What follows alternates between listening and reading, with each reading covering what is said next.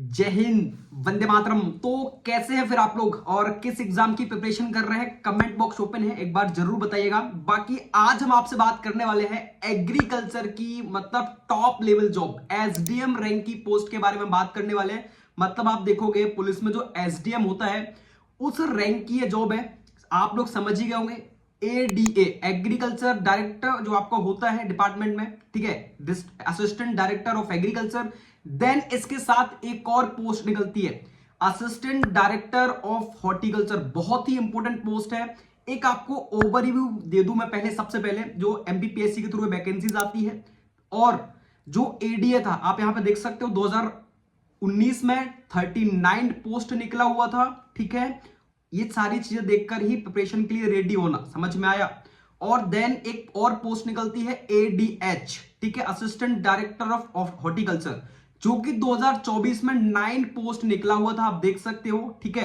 तो एक जो है ओवरव्यू था। बाकी हम इसके डिटेल में इसकी तह तक एनालिसिस करने वाले हैं। इसका वर्क क्या होता है, इसके ऊपर अधिकारी कौन कौन से होते हैं, इसके नीचे कौन कौन से अधिकारी होते हैं, कौन से रैंक की पोस्ट है, सैलरी कितनी मिलती है, और सबसे इंपॉर्टेंट जॉब्स में बेनिफिट्स क्या क्या है मेरे भाई, और exam pattern one of the most important, ठीक है। सबसे पहले तो आपको एक टिप्स देता हूं, किसी भी जॉब्स की प्रिपरेशन कर रहे हो तो सबसे पहले एग्जाम पैटर्न और प्रीवियस ईयर क्वेश्चन पेपर देखना मत भूलो। देन सेकंड होता है सिलेबस, थर्ड होता है सिलेबस को देखना। तो हम सिलेबस के बारे में ब्रीफली डिस्कस करेंगे। कुछ आपको अगर प्रिपरेशन करना है तो मैं बुक्स भी आपको रिकमेंड करूंगा, बट बिल्कुल यहां पे देखो, जो एडीए था 2019 में पोस्ट निकला हुआ था, तो मोस्ट इंपोर्टेंट चांसेस है, मतलब मोर चांसेस है कि ये पोस्ट आपकी 2025-26 में निकले। समझ में आया? तो अगर आप प्रिपरेशन करना चाह रहे हो तो इसकी प्रिपरेशन कर सकते हो, ठीक है। चलो हम डिटेल में डिस्कस करते हैं, अपने पास बहुत सारे टॉपिक है, मैंने ओवरव्यू आपको दे दिया। तो हम सबसे पहले बात करते हैं एजुकेशन क्वालिफिकेशन की। तो एजुकेशन क्वालिफिकेशन में जो एडीए है, ठीक है, असिस्टेंट डायरेक्टर ऑफ एग्रीकल्चर, इसके लिए आपको बीएससी एग्रीकल्चर और 2 साल का एमएससी एग्रीकल्चर मैंडेटरी है, ठीक है। देन जो आपकी पोस्ट आती है ADH, assistant director of horticulture, इसके लिए आपको ओनली अगर आपके पास बीएससी हॉर्टिकल्चर है तो आप यहां पे अप्लाई कर सकते हो।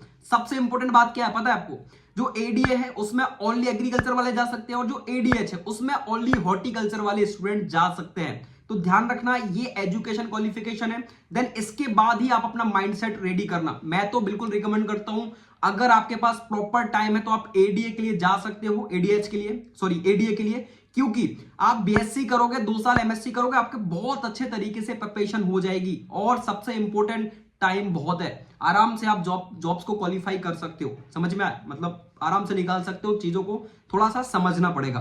तो ये एजुकेशन क्वालिफिकेशन की बात हो गई। सेकंड हम बात करते हैं सैलरी, मतलब पैसे की, ठीक है। तो पैसे की अगर मैं बात करूं तो जितना पैसा एसडीएम को मिलता है, ठीक है, मतलब ग्रेड पे जितना एसडीएम का होता है 5400 ग्रेड पे, उतना ही ग्रेड पे आपका एडीए का होता है और एडीएच का, दोनों का बिल्कुल सेम ग्रेड पे होता है। आप देख सकते हो सैलरी अप्रोक्स आपकी 45 से जो कि जाने वाली है 1,20,000 तक, दोनों का बिल्कुल सेम रहने वाला है ग्रेड पे। तो ये आपके पैसे की बात हो गई, मतलब आपका सिंपली सैलरी पर मंथ इतना रहने वाला है और बहुत सारे अलाउंसेस आपको मिलते हैं, ठीक है। देन देखो एग्जाम पैटर्न और हम सिलेबस की बात बिल्कुल लास्ट में डिस्कस करेंगे ब्रीफली, बहुत आराम से, ठीक है। अब हम बात करते हैं जॉब्स के बेनिफिट। भाई साहब, हम एडीए करें तो क्यों करें, क्यों करना चाहिए आपको assistant director of agriculture, assistant director of horticulture. Director मतलब आपको पता है बहुत ही हाई लेवल आपकी पोस्ट है, ठीक है। आप सेकंड क्लास ऑफिसर हो, समझ में आया? थर्ड क्लास से सेकंड क्लास ऑफिसर हो, वो भी मध्य प्रदेश शासन में, ठीक है। तो हम बात करते हैं सबसे पहले जॉब्स के बेनिफिट। तो जॉब्स के बेनिफिट में है, सेम बेनिफिट्स रहते हैं दोनों के। सबसे पहला क्या होगा, आपको पर्सनली यहां पे कार मिलती है, सिंपल, ठीक है। देन आपको पर्सनली असिस्टेंट मिलने वाला है और आपको हाउस वगैरह प्रॉपर मिलने वाला है, ठीक है। देन आपको तो पता ही है, सिंपल सा, कि एक एसडीएम रैंक की पोस्ट है। मैं बार बार यही मेंशन कर रहा हूं क्योंकि बहुत ही हाई लेवल की पोस्ट है और सबकी यही इच्छा होती है कि बिल्कुल ये ऑफिसर बना जाए, क्योंकि आपको यहां पे पब्लिक से कुछ भी डील नहीं करनी है। कि जो आपका जो आरईओ करता है ना, वैसा काम आपको बिल्कुल भी करने की जरूरत नहीं है। वो तो आपके नीचे बहुत सारे काम करने वाले आरईओ, आपके नीचे बहुत सारे आरईओ रहने वाले हैं, बहुत सारे एसडीओ रहने वाले हैं आपके नीचे, ठीक है। और बहुत सारे आपके डिस्ट्रिक्ट जो एग्रीकल्चर ऑफिसर है जिला लेवल के, आप सोच सकते हो डिस्ट्रिक्ट एग्रीकल्चर ऑफिसर आपके नीचे वर्क कर रहा है, तो एक बहुत ही हाई क्लास जॉब मानी जाती है ये, ठीक है। तो आपको सिंपली पता लग गया जॉब्स के बेनिफिट्स क्या क्या है। नो पब्लिक डील, ओनली क्या करना है, वर्क। आपको पता है क्या करना होता है, वर्क है सिंपली। जितनी भी गवर्नमेंट की स्कीम्स है, आपके दिमाग में आ रहा होगा कि एडीए वर्क क्या करता है। देखो सिंपली है कि वर्क उसका क्या होता है, जितनी भी गवर्नमेंट की स्कीम होती है उनको प्रॉपरली लागू करना। जो आपके एग्रीकल्चर ऑफिसर्स हैं डिस्ट्रिक्ट लेवल पर, उनको प्रॉपर निर्देश देना कि भाई साहब जो गवर्नमेंट की योजनाएं आ रही हैं वो किसानों तक पहुंच रही है कि नहीं पहुंच रही, उसकी जानकारी प्रॉपर लेना। ये सारे काम आपके होते हैं असिस्टेंट डायरेक्टर ऑफ एग्रीकल्चर के, ठीक है। तो ये इसका वर्क होता है, ये इसके बेनिफिट्स होते हैं, बहुत सारे बेनिफिट्स हैं। और आपको पता है आपका प्रमोशन जब होता है उसके बाद आप क्या बनते हो, समझ रहे हो, director of agriculture. Director of agriculture मतलब आप समझ रहे हो, डायरेक्टर ऑफ एग्रीकल्चर सीधा आपका जो कृषि मंत्री होता है उससे प्रॉपर कनेक्शन होता है, कृषि विभाग से बहुत बड़ा आपका एमपी स्टेट का अधिकारी होता है डायरेक्टर ऑफ एग्रीकल्चर। मतलब एग्रीकल्चर के जितने भी अधिकारी हैं वो आपके अंडर आ रहे हैं, तो ये बहुत बड़ी बात है ना। तो प्रमोशन के बहुत सारे चांसेस होते हैं। और सेम यहां पे एडीएच का भी होता है, ठीक है। हॉर्टिकल्चर आपको पता है एग्रीकल्चर की ही शाखा है आपका हॉर्टिकल्चर, ठीक है। तो ये सिंपल, दोनों के वर्क बिल्कुल सेम होते हैं। इनको उन्हीं योजनाओं का क्रियान्वयन करना होता है, सेम उनको भी योजनाओं का क्रियान्वयन करना होता है ना। तो पोस्ट थोड़ा सा कम आती है, ये थोड़ा सा इसका डिसएडवांटेज है। बाकी जॉब बहुत अच्छी है, बहुत ही रेपुटेटेड जॉब मानी जाती है मेरे भाई, है ना। तो अब हम बात करते हैं एग्जाम पैटर्न के बारे में कि भैया एग्जाम पैटर्न क्या होता है, पेपर आता कौन सी भाषा में है, क्या करना होता है, कितने क्वेश्चंस कहां से आते हैं। हम फिर इसके साथ साथ आपकी बुक की भी बात करेंगे कि कौन सी बुक्स आपको पढ़नी चाहिए, ठीक है। सबसे पहले एग्जाम पैटर्न, तो आप देखोगे यहां पे दो पेपर होते हैं, सेक्शन ए और सेक्शन बी, आपको दिख रहा होगा। देखो सेक्शन ए जो होता है इसमें आता है जनरल नॉलेज, 35 नंबर का आपका जनरल नॉलेज के क्वेश्चंस आते हैं, ठीक है। मतलब 35 क्वेश्चन, ठीक है। देन आपके आते हैं भारत का सामान्य ज्ञान, जो इंडिया का नॉलेज जनरल नॉलेज है वो यहां पे आने वाला 10 क्वेश्चन आते हैं, बहुत ज्यादा क्वेश्चन नहीं आते। देन विश्व का जनरल नॉलेज, कौन सी नदी कहां क्या, इसके 5 क्वेश्चन आने वाले, ठीक है। तो टोटल जो सेक्शन ए का पेपर होता है, मैं आपको पहले बता दूं यहां पे प्री मेंस ऐसा कुछ भी नहीं है। आपको सिंपल सा एक पेपर होगा और एक आपका इंटरव्यू होगा। जो एक पेपर होगा ना, उसी पेपर में आपके 2 सेक्शन बटे होते हैं, सेक्शन ए और सेक्शन बी। तो सेक्शन ए जो होता है उसमें 50 क्वेश्चन आते हैं टोटल। आप देखोगे 35 10 35 15 कितना होगा, टोटल 50 क्वेश्चन आते हैं, ठीक है। जो कि कितने नंबर के होते हैं, जो कि 150 नंबर के क्वेश्चन होते हैं। मतलब टोटल 150 नंबर के क्वेश्चन आपके होते हैं। प्रत्येक नंबर जो आपका क्वेश्चन आता है उसका 3 नंबर मिलता है। अगर आप वो क्वेश्चन सही करते हो तो उस क्वेश्चन के आपको 3 नंबर मिलने वाले हैं, और 1 नंबर अगर आप गलत करते हो तो नेगेटिव माइनस मार्किंग भी इसमें रहने वाली है, तो 1 नंबर आपका कट जाएगा, ठीक है। तो ये आपको समझना है। देन फिर होता है आपका सेक्शन बी, जो कि बहुत इंपॉर्टेंट है। सेक्शन बी अपने लिए बहुत ज्यादा इंपॉर्टेंट रहने वाला है, क्योंकि यही हमारी स्ट्रेंथ है, यही हमारा बैकग्राउंड है ना। हम एग्रीकल्चर में पढ़ रहे हैं तो हमारा बैकग्राउंड यही है, तो स्ट्रेंथ भी आपकी यही रहने वाली है। तो जो आप देखोगे इसमें, तो संबंधित जो आपका विषय है, आप हॉर्टिकल्चर के हो, एग्रीकल्चर के अधिकारी हो, सेम दोनों का सेम है, ठीक है। यहां पे वो समझना कि एडीएच और एडीए अलग है, दोनों बिल्कुल सेम है। यहां पे 100 क्वेश्चंस आने वाले हैं, ठीक है, सेक्शन बी में। और आप देखोगे सेक्शन ए और बी दोनों को मिलाकर आपके यहाँ पे टोटल 150 क्वेश्चन होते हैं, जो कि 300 नंबर का रहने वाला है, ठीक है। प्रॉपर आप चेकआउट कर सकते हो। देन आपको यहाँ पे 50 नंबर मिलने वाले हैं इंटरव्यू के। तो टोटली आप समझोगे प्रॉपर आपका 500 नंबर का पेपर आता है। मतलब टोटल पेपर कितने नंबर का आएगा, पेपर सेक्शन ए और सेक्शन बी दोनों को मिलाकर आपका पेपर आएगा। आप 300 नंबर उसको मिला दो और 450, टोटल 450 नंबर का आपका पेपर आने वाला है, ठीक है। और सिंपल सा 50 नंबर का आपका इंटरव्यू रहने वाला है। इंटरव्यू मतलब मींस आप जाओगे, वही एग्रीकल्चर की सारी चीजों के बारे में आपसे पूछा जाएगा।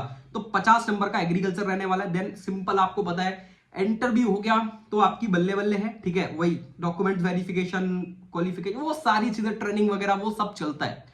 बट बहुत ही बेस्ट पोस्ट है भाई ये। और सबसे इंपॉर्टेंट टाइम कितना मिलेगा भैया, तो टाइम आपका भाई साहब मिलने वाला है आपको 3 घंटे। 3 घंटे में आपको प्रॉपर पेपर सेक्शन ए को निपटाना है, सेक्शन बी को निपटाना है। अच्छा, लिखने का कुछ सिस्टम नहीं है भैया, अपने दिमाग में ये मत लाना कि लिखने का कुछ सिस्टम है। हम एमपीपीएससी एग्जाम देते तो आंसर राइटिंग करते हैं, नो आंसर राइटिंग। आपके ऑब्जेक्टिव टाइप क्वेश्चंस आने वाले हैं। पेपर आपका दोनों मीडियम में आता है, हिंदी और इंग्लिश दोनों मीडियम में आपको पेपर देखने को मिलने वाला है। कुछ भी यहां पे अलग नहीं रहने वाला। ओएमआर सीट्स में आपको टिक करके पेपर को भरना है, ठीक है। लेकिन आपको पता है जॉब्स कहां से निकलती है, MPPSC. Madhya Pradesh public service commission ये आपकी वैकेंसीज निकालता है। आप चेकआउट करोगे गूगल पर, आपको सारी जानकारी मिल जाएगी, है ना। तो इसको भी आप साइड में कर सकते हो। अच्छा भैया, इसका सिलेबस क्या है? हम सिलेबस के साथ बुक की भी बात करेंगे, ठीक है। मोस्ट इंपोर्टेंट सिलेबस है, तो सिलेबस इसका देख लेते हैं क्या सा क्या सिलेबस है पे। ऑफिशियल ये आपका जो है पीडीएफ है, मैं ग्रुप में डाल दूंगा, आप देख लेना। ये टोटल पेपर है, मैं इसके बारे में बात कर चुके, हम सिलेबस के बारे में बात करते हैं मेनली, ठीक है। ये सारी चीज आप पढ़ लेना, बहुत सिंपल से, बहुत सिंपल है, ठीक है। देखो सिलेबस ये रहने वाला है, जो सेक्शन ए था उसमें आपका मध्य प्रदेश का इतिहास, संस्कृति, साहित्य, ये सारी चीजें आने वाली है। देख लो आप, प्रमुख राजवंश, जितने भी आपके वंश होते हैं उनसे क्वेश्चंस आने वाले हैं। मध्य प्रदेश का भूगोल, ये बहुत इंपॉर्टेंट है। देखो मैं बता दूं आपको, जो एमपी की जीके है, जितना भी आप मध्य प्रदेश का भूगोल पढ़ने वाले हो, इकोनॉमिक्स पढ़ने वाले हो, है ना, ठीक है, इन चीजों के लिए सबसे बेस्ट बुक मेरे पास रखी है, मैं आपको दिखाता हूँ, ठीक है। अगर आपको तैयारी करनी है तो आप ये बुक ले लेना। आपको दिख रही है परीक्षा धाम, ठीक है, आप देख सकते हो अगर आपको दिख रही हो। परीक्षा धाम आती है, 200-250 रुपए की आती है, बहुत मुश्किल से।